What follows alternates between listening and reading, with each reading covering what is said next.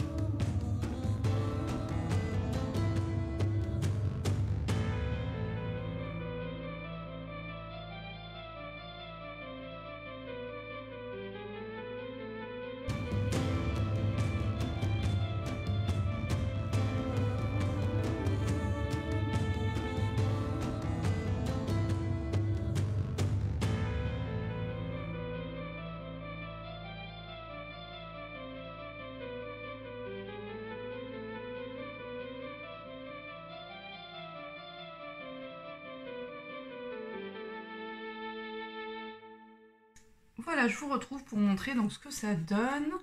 Donc voici le dessus de la boîte, le devant, voilà, les bords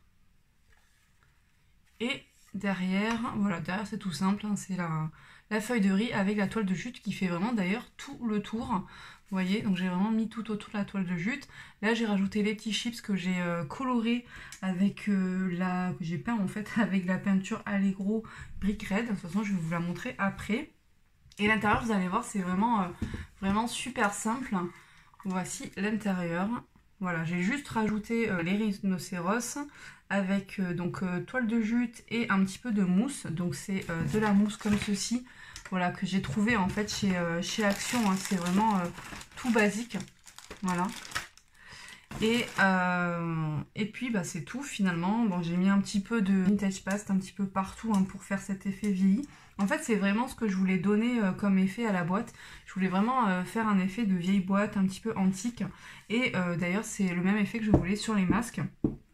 Donc au niveau des masques, ce que j'ai fait, bon j'ai d'abord peint les masques en gesso blanc et après donc par dessus j'ai mis ces deux peintures Earth et Gold Sand, donc ça c'est dans la collection Savannah. Et puis après j'ai mis de la vintage paste, voilà, donc sur tous les masques. J'ai une fois sec peint de nouveau mais avec ces coloris là, voilà j'en ai mis un petit peu aléatoirement. Donc il y a la brick red, la avocado et la corne. Et en fait, j'ai remis encore, comme vous avez pu voir, de la vintage paste pour vraiment avoir cet effet un petit peu vieux bois. Voilà. Donc après, tout ce qui est mousse, j'ai collé tout simplement avec ceci. Les masques, j'ai collé avec le Heavy Body Gel. Et puis pour le pochoir, pour ce coloris un petit peu orangé, j'ai fait un petit mélange de Brick Red et de Pasta Sculptura de Stamperia. Donc ça m'a donné voilà ce coloris là. Par contre sur les bords, en effet c'est plus foncé vu que j'ai rajouté en fait de la vintage paste pardon, voilà tout autour. Et j'ai mis un petit peu quand même de Bronze Age, voilà pour faire cet effet un petit peu plus brillant, pour que ça ressorte un petit peu plus. Si j'ai oublié autour des rhinocéros, voilà, j'ai mis la Distress Oxide, voilà, pour que ça soit un petit peu plus dans les tons en fait. Et puis je pense que je n'ai rien oublié. Voilà, donc c'est vraiment un mixed media assez simple.